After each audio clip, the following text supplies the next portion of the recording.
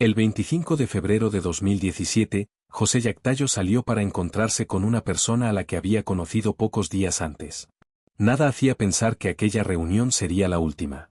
Para su familia, José simplemente había dejado de responder llamadas. Para sus amigos, era una ausencia difícil de explicar.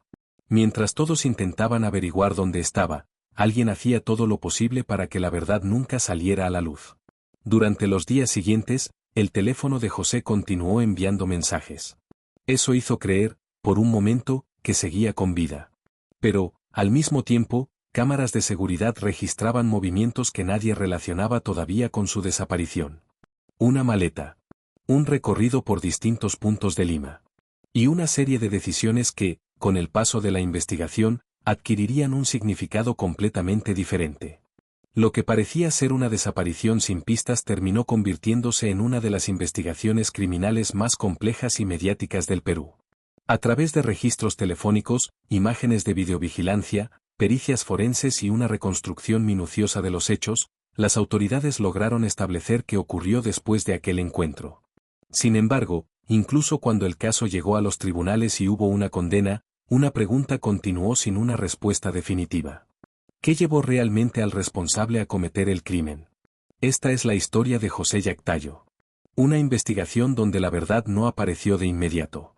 Tuvo que ser reconstruida. Evidencia tras evidencia. Antes de aquella noche. Antes de convertirse en el centro de una investigación criminal, José Yactayo era conocido por algo muy diferente. Su trabajo. Durante años estuvo vinculado al mundo de la producción audiovisual, participando en distintos proyectos relacionados con la televisión y los medios de comunicación en el Perú. Quienes trabajaron con él lo describían como un profesional creativo, responsable y comprometido con cada proyecto en el que participaba. Además de su experiencia en producción, también compartía sus conocimientos con nuevas generaciones de comunicadores y mantenía una relación cercana con colegas y amigos del medio. Fuera del trabajo llevaba una vida discreta. No era una figura acostumbrada a los escándalos ni a la exposición pública. Su rutina transcurría entre reuniones, proyectos audiovisuales y encuentros con personas de su entorno. Precisamente por eso, cuando dejó de responder llamadas y mensajes, quienes lo conocían comprendieron que algo no estaba bien. José no era una persona que desapareciera durante varios días sin avisar. Esa fue una de las primeras razones por las que su familia y sus amigos decidieron comenzar a buscarlo. Mientras tanto, a pocos kilómetros de ellos, otra historia ya había comenzado. Días antes de su desaparición, José había iniciado una conversación con un hombre al que no conocía personalmente. El contacto se produjo a través de una plataforma de citas. Durante varios días intercambiaron mensajes y finalmente acordaron verse por primera vez. Aquella decisión, que parecía formar parte de una reunión completamente normal entre dos adultos, terminaría marcando el inicio de una investigación que conmocionó al país. El propio Wilfredo Zamora declaró posteriormente que el primer contacto se produjo por una plataforma de citas y que después continuaron conversando por WhatsApp hasta acordar el encuentro. Sin saberlo, José se dirigía hacia el último encuentro de su vida. El encuentro que nadie imaginó. Todo comenzó 2 días antes de la desaparición.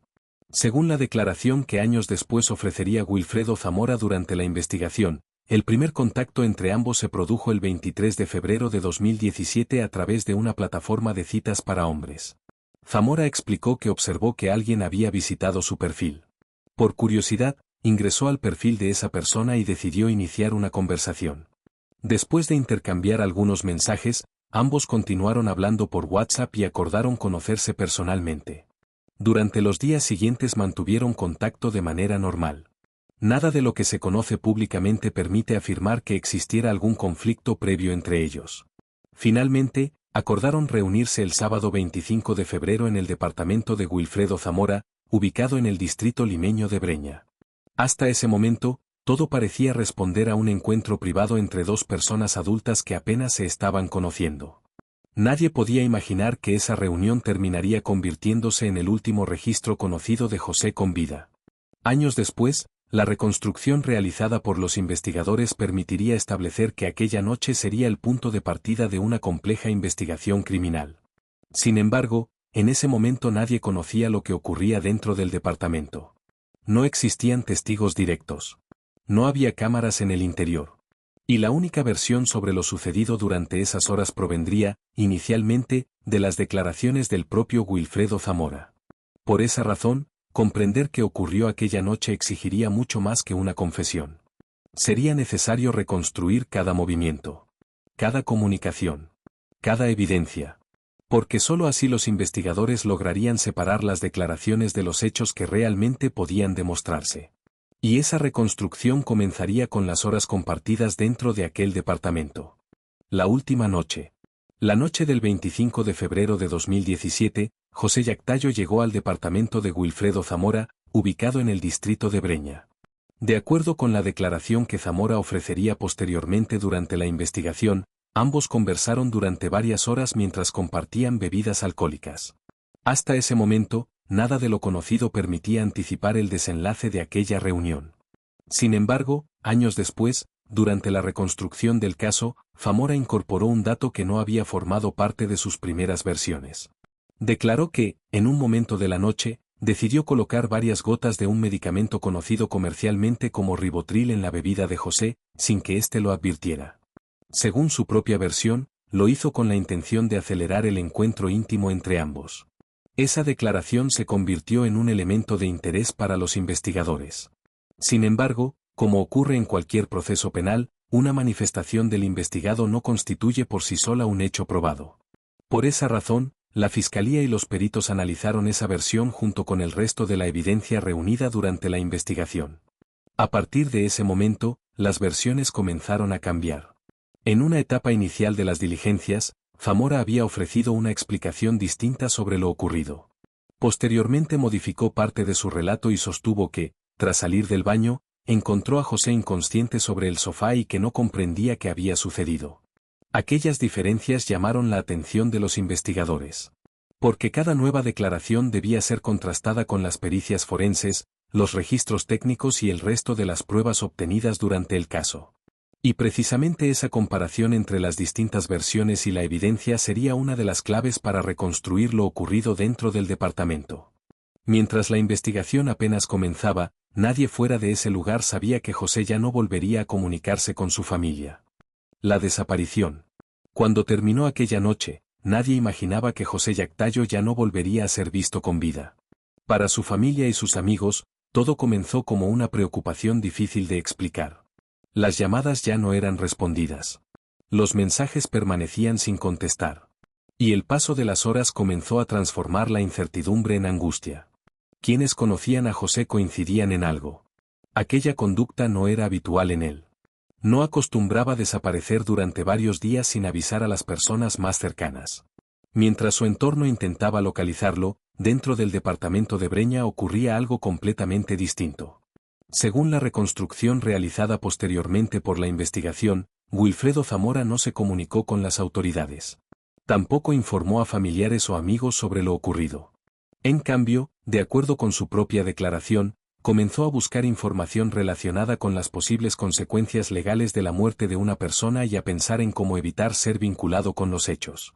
Las horas siguientes marcarían un cambio decisivo. De acuerdo con la reconstrucción policial y las propias manifestaciones de Zamora, salió del departamento en varias ocasiones para adquirir distintos materiales. Entre ellos, plástico y otros elementos que, según explicó después, utilizaría para evitar dejar rastros dentro del inmueble. Mientras tanto, en otra parte de Lima, la preocupación seguía creciendo. La desaparición de José comenzó a difundirse entre familiares, amigos y colegas de trabajo. Lo que para unos era una búsqueda desesperada, para otros ya era el inicio de un plan destinado a ocultar todo lo ocurrido. Aún así, había un detalle que mantenía viva la esperanza. El teléfono celular de José seguía mostrando actividad. Y nadie imaginaba todavía que ese pequeño detalle terminaría convirtiéndose en una de las piezas más importantes de toda la investigación. El teléfono que seguía respondiendo. Mientras la familia de José Yactayo intensificaba la búsqueda, ocurrió algo que, en un primer momento, pareció ofrecer un motivo para mantener la esperanza. Su teléfono celular seguía mostrando actividad. Algunos mensajes enviados por amigos y familiares obtenían respuesta. Para quienes desconocían lo que realmente estaba ocurriendo, aquello podía interpretarse como una señal de que José simplemente había decidido mantenerse alejado por algún motivo personal. Pero quienes mejor lo conocían comenzaron a notar pequeños detalles que despertaban dudas. Las respuestas eran inusualmente breves. El tono no parecía el de siempre. Y, poco a poco, la tranquilidad dio paso a una nueva preocupación. Mientras tanto, dentro del departamento de Breña, la reconstrucción de la investigación mostraba una realidad completamente distinta. De acuerdo con las declaraciones incorporadas al expediente, Wilfredo Zamora continuó utilizando el teléfono celular y el chip pertenecientes a José para mantener comunicaciones con otras personas. Según la investigación, el objetivo era hacer creer que José seguía con vida y retrasar cualquier sospecha inmediata sobre su desaparición. Sin embargo, aquella decisión terminaría convirtiéndose en uno de los primeros errores que facilitarían el trabajo de los investigadores. Cada llamada, cada mensaje y cada conexión registrada por el teléfono dejaban una huella digital. Una información que más adelante sería analizada junto con otros elementos de la investigación para reconstruir la cronología de los hechos. Mientras esto ocurría, la desaparición ya comenzaba a llamar la atención de los medios de comunicación. La mañana del 27 de febrero, Wilfredo Zamora declaró que vio en televisión un reportaje sobre la desaparición de José Yactayo. Según su propia manifestación, fue en ese momento cuando decidió poner en marcha el plan para ocultar el crimen, pues ya tenía preparados los materiales que había adquirido durante las horas anteriores. A partir de ese instante, la prioridad dejó de ser únicamente evitar las sospechas. La investigación sostiene que comenzó una serie de acciones destinadas a dificultar la identificación de la víctima y eliminar cualquier evidencia que pudiera relacionarlo con lo ocurrido. Pero las cámaras de seguridad ya estaban registrando movimientos que, días después, adquirirían un significado completamente distinto. Uno de ellos mostraría a Wilfredo Zamora saliendo del edificio con una maleta azul. Una imagen aparentemente común, que terminaría convirtiéndose en una de las pruebas más importantes de toda la investigación. La imagen que cambió la investigación. La mañana del 27 de febrero de 2017, mientras familiares y amigos continuaban buscando a José Yactayo, las cámaras de seguridad de un edificio en el distrito de Breña registraban una escena que, en ese momento, pasó completamente desapercibida. Un hombre salía caminando con aparente tranquilidad. Llevaba una mochila, un juego de llaves en la mano y una maleta de color azul. A simple vista, no había nada extraordinario en aquellas imágenes. Podrían haber mostrado a cualquier persona iniciando un viaje o trasladando equipaje. Sin embargo, días después, esa grabación adquiriría un significado completamente diferente. Durante la reconstrucción del caso, los investigadores concluyeron que aquella maleta era una pieza fundamental para comprender lo ocurrido después de la muerte de José Yactayo. Según la investigación y la propia reconstrucción realizada con Wilfredo Zamora, en ese equipaje eran transportados parte de los restos de la víctima con la finalidad de ocultar el crimen. Las pericias practicadas durante el caso también determinaron que los restos de José habían sido desmembrados. Ese hallazgo no fue presentado únicamente como un dato forense. Para los investigadores, evidenciaba un intento deliberado de dificultar la identificación de la víctima y borrar cualquier rastro que permitiera reconstruir lo ocurrido. Las imágenes mostraban a Wilfredo Zamora abandonando el edificio con absoluta tranquilidad. Nada en su comportamiento hacía pensar que, según la reconstrucción de la investigación, estaba iniciando un recorrido destinado a hacer desaparecer la evidencia del crimen. La grabación permitía establecer con precisión el momento en que salió del inmueble. Pero todavía quedaba una pregunta por responder. ¿Hacia dónde se dirigía? La respuesta comenzaría a surgir cuando los investigadores reconstruyeron cada uno de sus desplazamientos durante los días siguientes. Lo que parecía un recorrido sin importancia terminaría convirtiéndose en un mapa detallado del intento por ocultar el crimen. Siguiendo el rastro. La grabación obtenida por las cámaras de seguridad fue solo el comienzo. Para los investigadores, aquella imagen planteaba una nueva pregunta. ¿Qué ocurrió después de que Wilfredo Zamora abandonó el edificio con la maleta? Responder esa pregunta exigía reconstruir cada uno de sus desplazamientos. Las diligencias permitieron establecer que, tras salir de Breña, Zamora se dirigió hacia la zona de Sayán, en la provincia de Huaura. De acuerdo con la reconstrucción realizada durante la investigación, fue allí donde abandonó parte de los restos de José Yactayo en un intento por dificultar su identificación. Pero ese no sería el único recorrido. La investigación determinó que, tras regresar a Lima, Zamora continuó realizando una serie de desplazamientos durante los días siguientes. Según la reconstrucción policial y las propias diligencias del caso, parte de esos recorridos incluyeron distintos puntos de la ciudad, entre ellos sectores del Callao, el río Rímac, San Miguel, el centro de Lima y el puente Caquetá, lugares donde se buscó establecer el destino de otros restos y de distintos elementos relacionados con el crimen.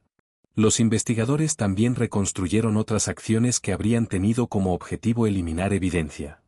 Entre ellas, el descarte de bolsas con objetos utilizados dentro del departamento y la compra de una pequeña refrigeradora que, según la investigación, fue utilizada para almacenar parte de los restos antes de continuar con su traslado. Cada uno de esos movimientos dejaba un nuevo rastro. Una cámara de seguridad. Un comprobante. Un recorrido. Un testimonio. Analizados por separado, parecían hechos sin relación. Pero cuando los investigadores comenzaron a ordenar cada pieza en una misma línea de tiempo, la historia empezó a tomar forma. Lo que inicialmente parecía una desaparición sin pistas se transformó en una reconstrucción extraordinariamente precisa de los hechos. Y esa reconstrucción conduciría a una pregunta aún más importante. ¿Podían todas esas evidencias demostrar, más allá de toda duda razonable, la responsabilidad de Wilfredo Zamora? La respuesta tendría que encontrarse en las pericias científicas y, finalmente, en los tribunales. Las piezas comenzaron a encajar. Con el paso de los días, la investigación dejó de depender únicamente de declaraciones. Ahora eran las pruebas las que comenzaban a hablar. Los especialistas reunieron información procedente de distintas fuentes. Las imágenes de videovigilancia. Los registros telefónicos. Las pericias practicadas por medicina legal. Las inspecciones realizadas en el departamento de Breña. Y los distintos recorridos reconstruidos durante las diligencias. Por separado, cada uno de esos elementos parecía contar solo una parte de la historia. Pero cuando fueron analizados en conjunto, comenzaron a revelar una secuencia cada vez más precisa de los hechos. Uno de los aspectos que más llamó la atención de los investigadores fueron las inconsistencias en las versiones ofrecidas por Wilfredo Zamora. Conforme avanzaban las diligencias, algunos de sus relatos fueron modificándose. Cada nueva declaración obligaba a verificar nuevamente horarios, desplazamientos y evidencia física. La investigación no podía basarse únicamente en una confesión. Era necesario comprobar que cada afirmación coincidiera con los elementos objetivos obtenidos durante el caso. Las pericias forenses también desempeñaron un papel decisivo. Los especialistas analizaron los restos recuperados y realizaron nuevos estudios con el propósito de determinar cómo se habían producido las lesiones y qué instrumentos podían haber sido utilizados. Durante ese proceso incluso se practicó la exhumación del cuerpo para ampliar los análisis periciales y contrastar distintos aspectos de la reconstrucción. Al mismo tiempo, los investigadores continuaban examinando el departamento de Breña. Cada ambiente, cada objeto, cada posible rastro. La finalidad era establecer si la evidencia física coincidía con la cronología que comenzaba a formarse. Poco a poco, las piezas dejaron de ser hechos aislados. Las cámaras confirmaban desplazamientos. Los registros telefónicos permitían ubicar momentos específicos. Las pericias respaldaban parte de la reconstrucción. Y las propias declaraciones de Zamora podían ser comparadas con esa evidencia independiente. La investigación ya no dependía de lo que alguien decía haber ocurrido. Dependía de aquello que podía demostrarse. Fue entonces cuando los investigadores consideraron que el conjunto de las pruebas reunidas permitía señalar a un principal responsable. Pero demostrarlo ante un tribunal sería un desafío completamente distinto. La verdad ante la justicia. Después de meses de investigación, el Ministerio Público consideró que el conjunto de las pruebas reunidas era suficiente para presentar el caso ante el Poder Judicial.